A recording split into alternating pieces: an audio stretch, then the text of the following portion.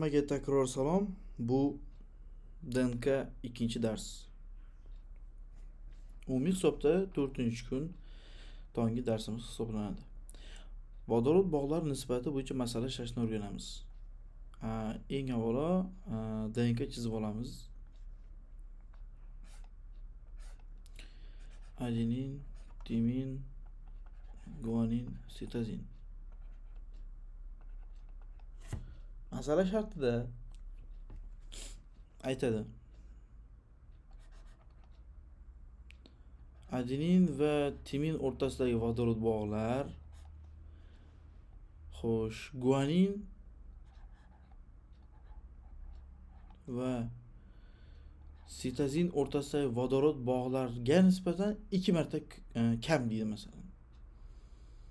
Bu 1 bo'lsa, ya'ni bu 2 bo'ladi deyapti. Bu 1 bo'lsa, bu 2 bo'ladi. Endi hozir shuni qanday o'qsak bo'ladi? Ishlasak bo'ladi. Yana qo'shimcha kalit beriladi. Yana qo'shimcha kalit. Adenin sonini berib bo'lmaydi.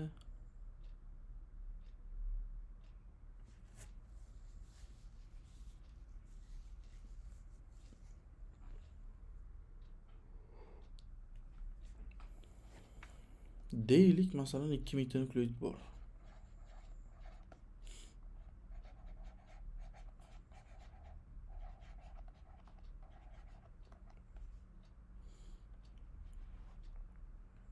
Mana shu masalani berdi. Endi biz bundan foydalanamiz.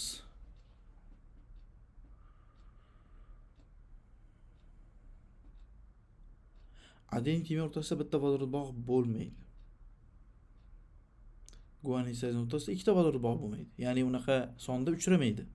Bu shunchaki nisbat. Endi biz bu nisbatni normal songa aylantirib olishimiz kerak. Masalan, necha bo'lishi mumkin? Masalan, men buni 4 ga ko'paytirsam, buni ham 4 ga ko'paytirishim kerak. Shunda bu 8 bo'lib qoladi. O'xshamadi-ya. Endi 6 ga ko'paytirsam, buni ham 6 ga ko'paytiraman. Ana shu o'xshaydi ekan. Demak, ko'paytiramiz 6 ga, ko'paytiramiz 6 ga. 6 ga 12 nisbat bo'ldi. Endi 6 ta vodorod bog', mana adenin timin o'rtasida 6 ta vodorod bog' bo'lsa, men o'sha 6 ni bo'lsamda 2 ga chiqadi 3. Demak, o'sha vaziyatda 3 ta adenin bor ekan. Xo'p, mana bu yerdagi 12 ni bo'lsam 3 ga 4. Demak, guaninlar soni 4 ta ekan. 3 4. Qo'yiladi ana. Uni 2100 qilsak, endi bir narsa chiqishi mumkin.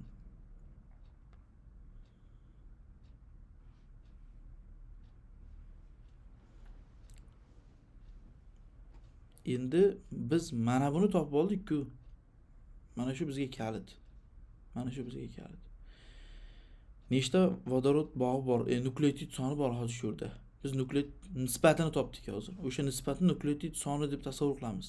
3 ta adenin bo'lgan vaqtda 4 ta guanin bo'ladi deb tasavvur qilamizda. Bu yerda hozir nukleotitlar yig'indisi 14 ta. H bog'chi 18 ta. Mana 6 ga 12 ni qo'shsak 18 ta. Bu nisbat vodorod bog'lar nisbatiga teng edi-ku.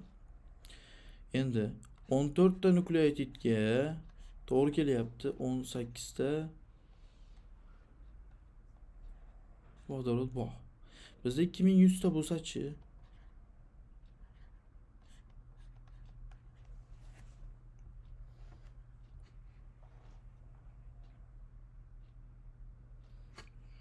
Bir 150 ko'paytirsak 180 270 2700 mi? 2700.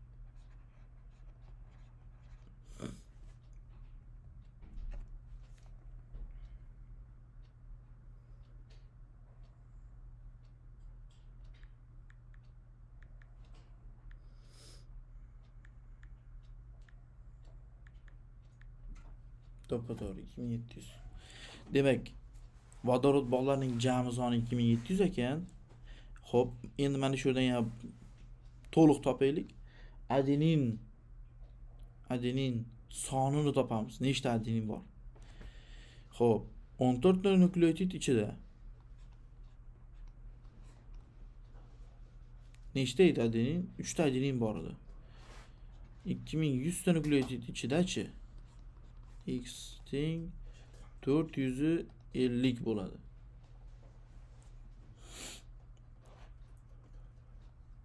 Yozib qo'yaman, bu adenin soni. Bu H bog'.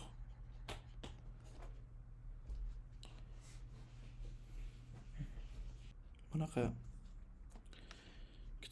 kitobchamizda ham menimcha unaqa masala yo'q. Nisbat har holda farqli. Endi qarang. Bizga ajratib qo'yamiz shu yerdan.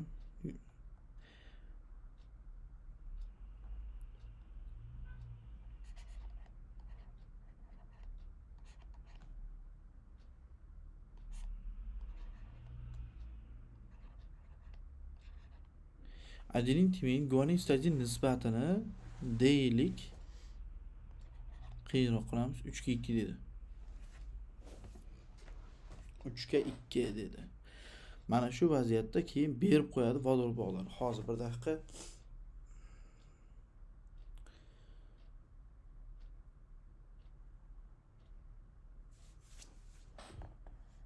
Masalan, H bog'larining umumiy soni 3000 ta. DNK uzunligini so'radi.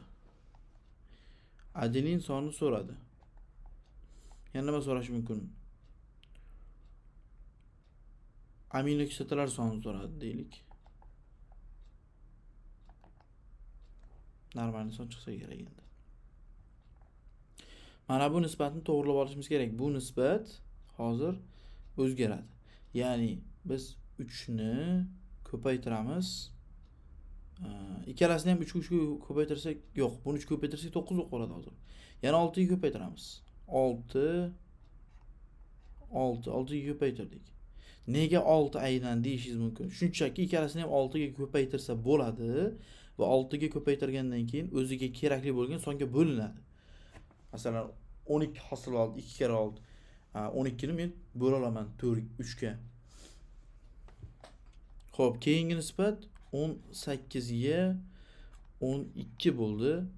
Mana shu holatda endi men 18 ni bo'laman 2 ga 9. DNKni shunga soldirsak bo'ladi.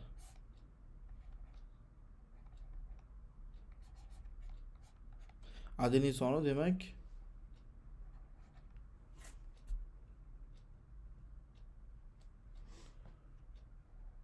9 ekanligi ma'lum bo'ldi. Xo'p, 12 ni bo'laman 3 ga. Hosil bo'ladi 4. Demak, guanin 12 ekan.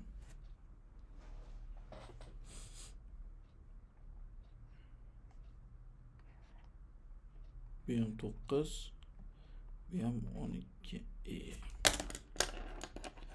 Xatolik ketdi-ku, 4 yozishimiz kerak edi.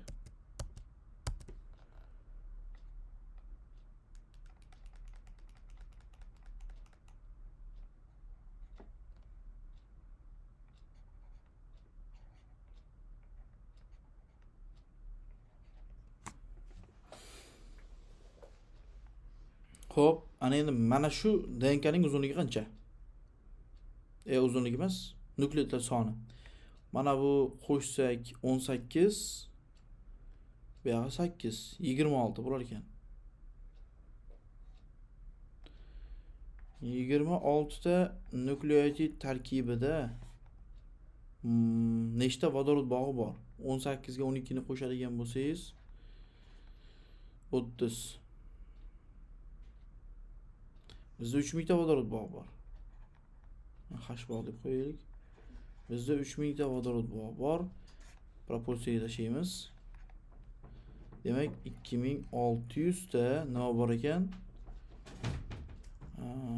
nukleotidlar jami soni bor ekan. DNKda 2600 ta nukleotid bor. 2600 2 bo'lamiz oldin. 2600 bo'lingan 2 1300 ko'paytirilgan 0.34 0.4 ko'paytirsak 340 bu yoqdan 102 442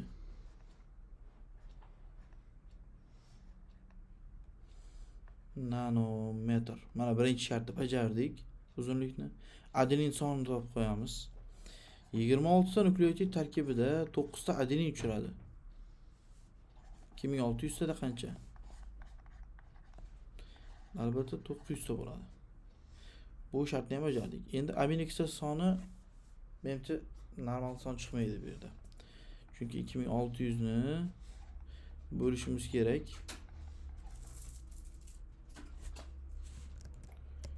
Avval 2 ga, keyin 3 ga, ya'ni 6 ga bo'lib olishimiz kerak. Nechida davriy 6 bo'lib ketadi. Davriy son chiqib qoladi. Yo'q, o'sha ekan. 433.3. Muhimi hozir siz bu yerda yo'nalish tushunishingiz kerak edi. Va menimcha tushunarli bo'ldi. 20-asrda ko'plab olimlar DNK strukturasini, DNK bilan bog'liq bo'lgan jarayonlarni o'rgandi. Reduplikatsiya o'sha jarayonlardan biri. Yapon olimi Okazaki bu ustida tajribalar o'tkazdi. Ya'ni reduplikatsiya jarayoni ustida maxsus sharoitlar yaratdi, sun'iy sharoitda o'tkazib ko'rdi va hokazo va reduplikatsiyani sirlarini ochishga harakat qildi. Hozir men DNK chizib olaman. Mana DNK. Biz uzunligini qanchaligini belgilamaymiz, shunchaki DNK deb tasavvur qiling bu narsani. Okazakining tajribalari natijasiga ko'ra DNK reduplikatsiyasi, ya'ni DNKning ikki hissa oshishi. Mana bu, mana ikkinchi zanjir, bu birinchi zanjir. Xo'p, bir zanjir tomonda ya'ni yangi hosil bo'layotgan bir zanjir butun hosil bo'ladi. Ikkinchi tomondagi zanjir esa bo'lak hosil bo'ladi. Mana shu bo'lakchalarga keyin Okazaki fragmentlari deymiz. Renessans biologiya birinchi nashrida Okazaki fragmentlari haqida savol bor. Eski nashrda. Demak, Okazaki reduplikatsiyani o'rgandi. Har qanday sharoitda deyapti. Reduplikatsiya ikki tomonda ham butun amalga oshmaydi deyapti. Bir tomonda butun amalga oshishi mumkin maksimal, ikkinchi tomonda bo'lak bo'lib ketadi deb aytgan. Xo'p, bu bo'lak bo'lishini bir chekkaga surib turamiz. Mana shu narsa Okazaki fragmenti ekanligini bilib qo'ying, tamom. Ana endi reduplikatsiya o'zi qanaqa xillari bor? Xo'p, DNK chizib olaylik. Endi mana shu DNK ni o'rtasida vodorod bog'lar bor edi-ya. Mana shu DNK o'rtasida vodorod bog'lar bor edi. Shu DNK o'rtasidagi vodorod bog'lar uzilib, bunday bo'lib, yonidan yangi zanjir sintezlanadi. Va mana shular o'rtasida bog' hosil bo'ladi. Endi hozir bu o'rtada to'siq bor. Mana bu alohida DNK, bu alohida DNK. Tushunyapsizmi? Yangi hosil bo'ldi ikkita DNK, lekin ikkita DNKning har birida bitta eski, bitta yangi zanjir bor. Mana shu reduplikatsiya. Yana boshqa xili bor buni.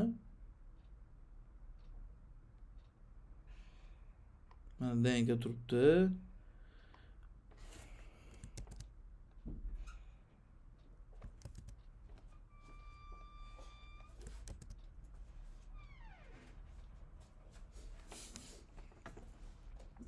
Bu DNK reduplikatsiya jarayonini amalga oshirayotganda yonida hosil bo'lgan yangi zanjirlar qarang. O'rtada vodorod bog'lar uzilib ketmaydi. Yonidan yangi zanjir hosil bo'ladi. Bu zanjirlar keyin o'zlari birgalikda bu yoqda qo'shilib oladi. Bu zanjir o'z o'rnida qolib ketadi. Tushunyapsizmi? Eski zanjir, ya'ni eski DNK o'z nukleotidlar bilan qoldi, yangi DNK o'z nukleotidlariga ega bo'ldi. Aralashib ketmadi. Mana shu narsa reduplikatsiya. Xo'p, endi DNK ni reduplikatsiya qilayotgan vaqtimizda agar unda 3000 ta nukleotid bo'lsa va 100% reduplikatsiya jarayoni amalga oshadigan bo'lsa, demak, yana bitta xuddi shu uzunlikdagi, ya'ni 3000 ta nukleotidga ega bo'lgan DNK hosil bo'ladi. 3000 ta edi nukleotidlarimiz soni 6000 taga aylanadi. 6 ga bo'lib ketamiz. Endi o'zi nega u yerda 6 ga bo'lyapmiz? Shu narsani bir ko'rib o'taylik. Bizda DNK bor va tasavvur qilamiz, unda 1200 ta nukleotid bor. 1200 ta. Xo'p. Biz o'sha vaqtda, ya'ni oqsil sintezga oid bo'lsa masala, avval 2 ga bo'lib olamiz. Chiqadi 600. 600 ni informatsion rangiga tushiramiz. Keyin 3 ga bo'lib olamiz. Hosil bo'ladi 200. Bu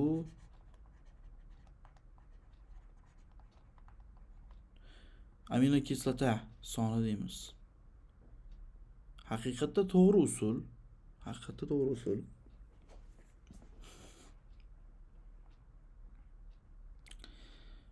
E'tibor qarating, bu yerda nukleotidlar bor. Nukleotid.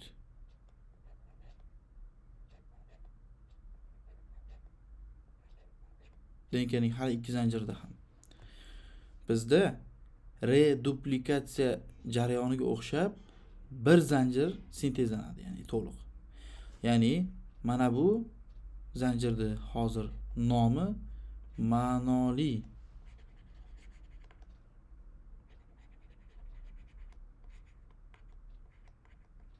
zanjir bo'ladi. Bu ma'noli zanjir. Bunisi esa ma'nosiz zanjir.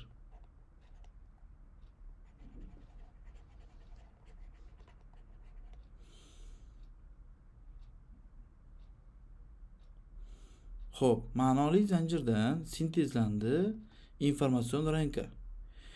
Informatsion ranka to'g'ridan-to'g'ri oqsil sinteziga kirib ketmaydi. Hech qachon unaqa jarayon yo'q. Chunki 100% lik tayyor bo'lgan nima deydi, ranka nukleotidlari hosil bo'lib qolmaydi bir urinishda o'zida. Bizda hozir mana shu yerda ko'rinmayotgan splicing degan jarayon bor. Splicing degan. Ya'ni splicing deganda nimani tushunamiz? Mana informatsion ranka bunaqa shaklda chizib oldim. Mana shu informatsion rankani deylik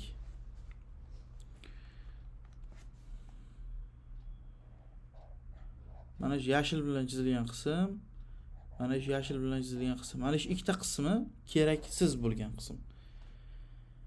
Xo'p, buni qanday nomlaymiz?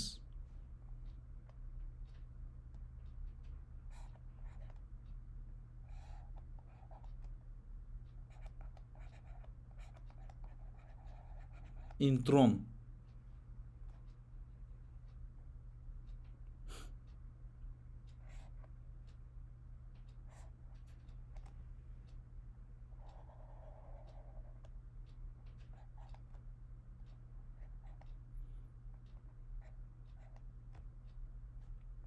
Buni esa exon. Intron ma'nosiz.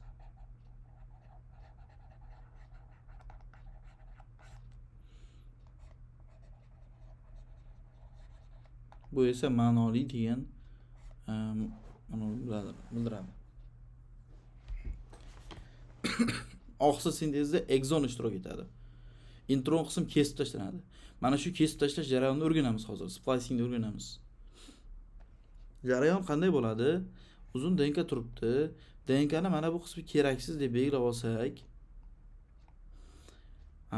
fermentlar guruhi mana shu ikkita keraksiz bo'lgan qismlarni yaqinlashtiradi bir-biriga va hosil qiladi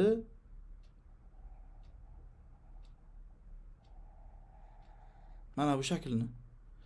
E'tibor qiling. Ikkita fermerga birlashdida bir-biriga xuddi magnitay tortilib yopishib oldi ular o'zaro. Mana bu qismi shishka bo'lib qoldi mana. Endi mana shu o'rtada bog' hosil bo'laveradi-da, mana bu shishkani chiqarib yuboradi. Ya'ni mana shu uzunlikdagi bu denka mana hozir ajralib chiqib ketgan denka.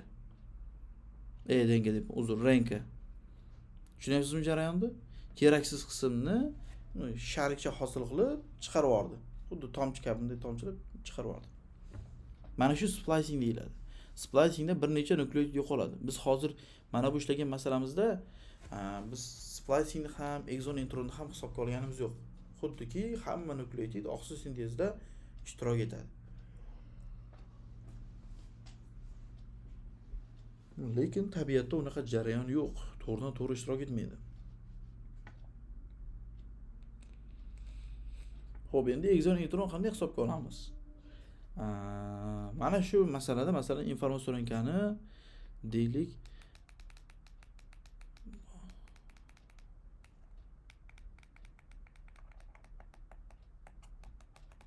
hozir bir daqiqa 20% intron dedi. 20% intron dedi. Qanday ishlaymiz buni? Buni qanday ishlaymiz? Bu qoyillatdi.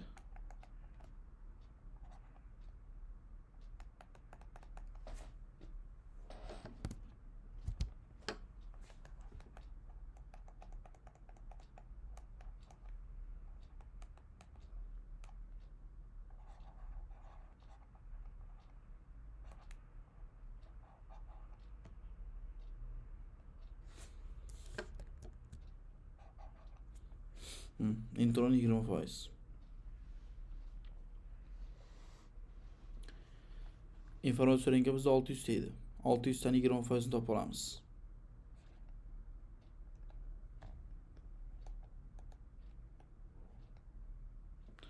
Nerga jo'nab ber.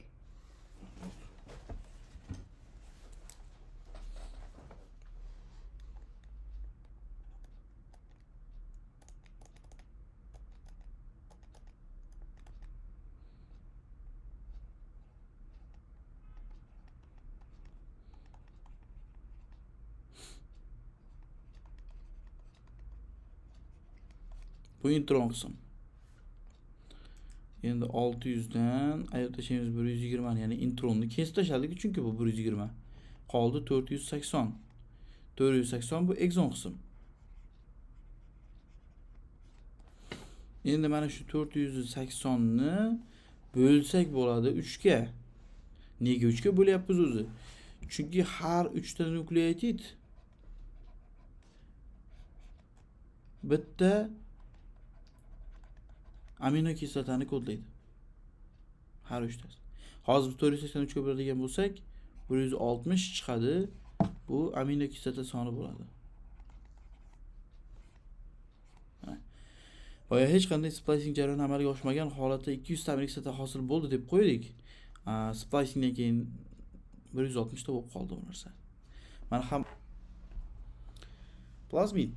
Plazmid bu halqasimon DNK. DNK bo'lgancha ikki zanjir chizaman. Endi 100% yumaloq bo'lib chiqmaydi. Tabiiy holat. Xo'p.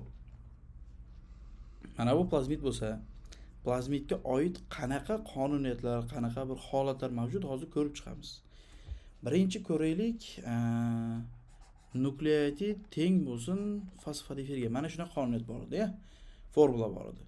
Nukleotidlar soni fosfodiferga teng bo'ladi. Nega bu? Keling ochiq zanjir chizaman. Adenin, guanin, timin, sitozin. Guaninni mana bu yerga biriktirdim. Sitozinni mana bu yerga biriktirdim. Adenin mana bu yerga birikdi, timin bu yerga birikdi. Hozir mana bu adenin faqat bitta tomoni bilan mana shu zanjirga bog'langan. Bu yog'ida yana bitta nukleotid bo'lganda edi, bu ikki tomonlama bog'langan bo'lardi va yana bitta fosfodifer bog' hosil bo'lardi. Hozir mana bu yerda men ya'ni shunday tushuntiraman. Mana bu yerda 0.5 qolib ketdi, qo'l ochiq. Bu yerda ham 0.5 qo'l ochiq qolib ketdi deb tushuntiraman. Mana bu yerda ham shu, mana bu yerda ham shu. 0.5 ko'paytirilgan 4 teng 2. Demak, 2 farq qiladi ochiq zanjirda. Nukleotid -2 teng fosfodifir bo'ladi deymiz. Lekin plazmidda bu narsa ishlamaydi. Chunki mana shu ochiq turgan hozir bizdagi qo'llar o'zaro tutashganda bu yerda. O'zaro tutashgan. Tushunyapsizmi? Ochiq qolishga imkoniyat yo'q. Shuni hisobiga demak nukleotidlar soni fosfodifirlar soniga teng bo'ladi ekan. Agar sizga 2000 ta nukleotid desa, demak 2000 ta fosfodifir bog'i borligini bilaverasiz. Yana endi buni bo'laklarga ajratishni ko'raylik. Oddiy zanjirni men ikkita ferment ishtirok etkizsam, mana ikkita ferment deb qo'yaman. Ikkita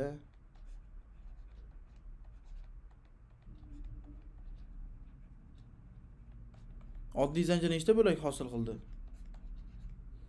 3 ta bo'lak hosil qildi. Plazmidchi 1 2 ikkita bo'lak hosil qildi. Fermentlar soni 2 ta bo'lgan holatida plazmidda 2 ta bo'lak hosil bo'ldi. Ochiq zanjirda 3 ta bo'lak hosil bo'ldi. Chunki fermentning biri o'sha yopiq turgan zanjirni ochishga ishladi. Ikkinchisi undan bir bo'lak kesib oldi xolos. Fermentlar soni ham mana shunday farqlanadi ekan.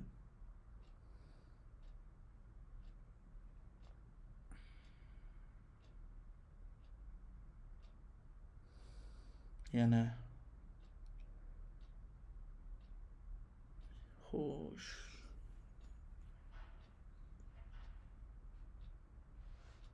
Menimcha o'z boshqa o'rinda kelmaydi. Informatsion rangka sintezlashi mumkin, u normal, odatdagi bilan bir xil. DNK sintezi, DNK reduplikatsiyasi bo'lsa ham odatdagi bilan bir xil.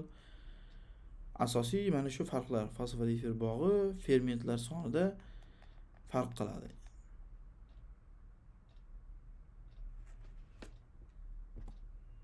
Keyingisi restriktaza, ya'ni fermentlar.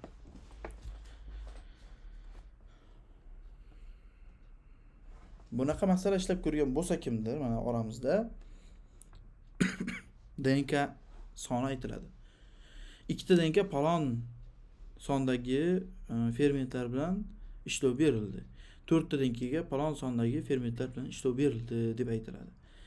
Mana shu yerda bitta narsani eslab qolamiz. Biz jami bo'lak sonidan ayirsak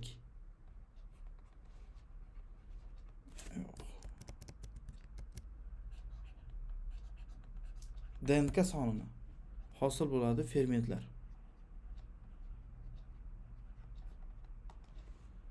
DNK sonini ayirib tashlashimiz kerak. Masalan, deylik 10 ta bo'lak hosil bo'ldi. Bitta DNK kesilgandi. 10 ta bo'lak ajraldi. Hosil bo'ladi 9 ta ferment. Demak, haqiqatan 9 ta ferment. Keling sanab ko'ramiz. Mana DNK 1 2 3 4 5 6 7 8 9 9 ta joydan kesdik. Endi bo'laklar sonichi 1 2 3 4 5 6 7 8 9 10 ta. Mana 10 ta bo'lak hosil bo'ldi. 9 ta joydan kesdik, lekin 10 ta bo'lak. Bu o'sha qonuniyat. Formula mana shu ishlaydi. 100%. Ana endi fermentlar sonini oson hisoblashimiz mumkin. Masalan, aytaylik, mana shu BAMH1 va EcoR1 edi, ikkalasi yig'indisi. Mana ferment. Bu yerda aytamiz BAMH1 qanday kesadi? Oldin shuni ko'rib olaylik. BAMH1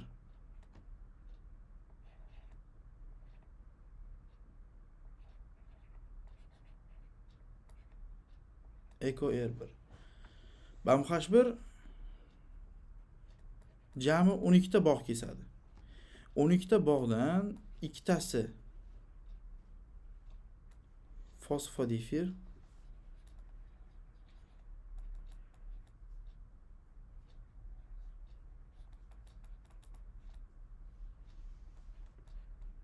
o'ntasi H bog'. O'sha H bog'ni ikkiga ajratib tashlaymizda.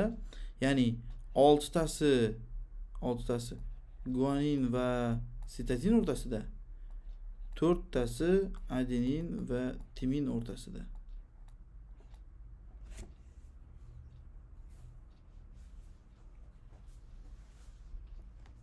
Endi ekoyer 1 jami 10 ta bog' kesadi.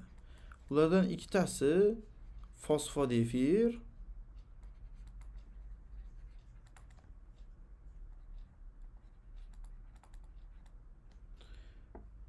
sakkiztasi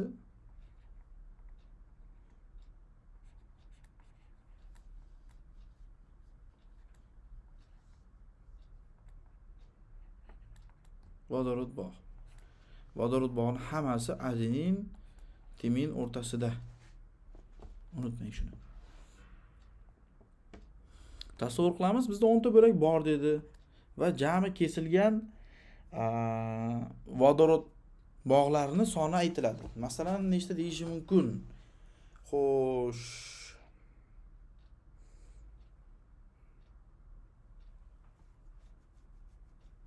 80 ta desin. 80 ta H kesildi.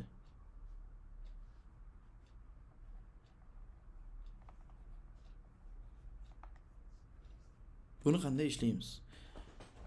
Ko'pchilik bu holatda nima qiladi? BAM H1 ni X bilan belgilab oladi masalan.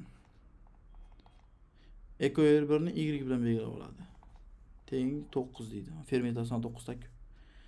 X va Y plus ya'ni qo'shsak 9 hosil bo'lyapti. X ya'ni BAM H1 da 10 ta vodorod bog'i, EcoR 1 da 8 ta vodorod bog'i bo'lgani uchun 10X plus 8Y deb oladi-da. Teng 80 ga deydi. Ana endi bu tenglamani ishlaydi. Buni ko'paytiradi 10 ga. 10 ga ko'paytirgandan keyin bunda hosil bo'ladi, demak 10x qisqarib ketadi 10x. Bu 10y ga aylandi, bu 90 ga aylandi. Pastki qatorda ayirib tashlaydi. 2y teng mana yoqqa 10 hosil bo'ldi. Y teng 5 chiqdi ana. Lekin biz buni qanday usulda ishlaymiz?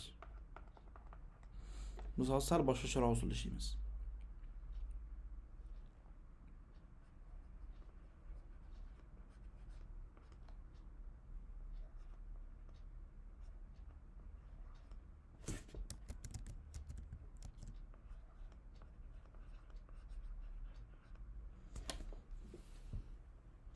Bu nechta bog' kesardi? 10 ta, to'g'rimi?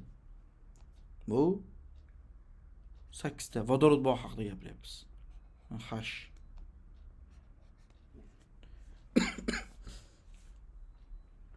Mana shu 10 ni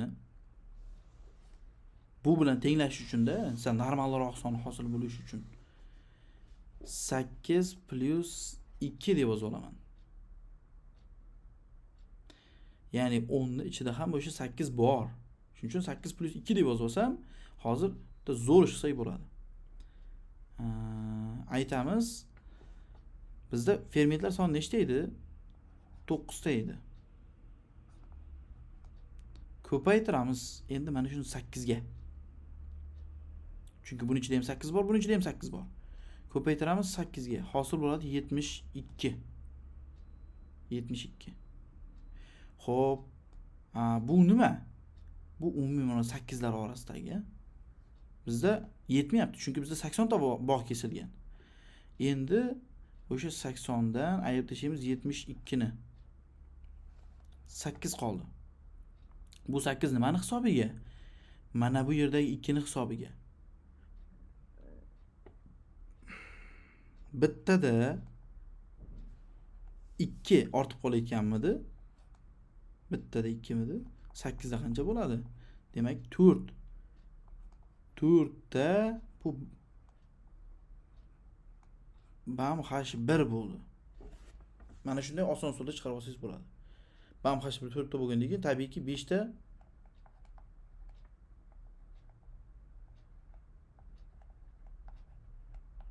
equer bir mavjudligi kelib chiqadi. Mana shu uslubni hozir video darslar tashlangandan keyin qayta ko'ring, foydalaning, ishlating mana shu narsani.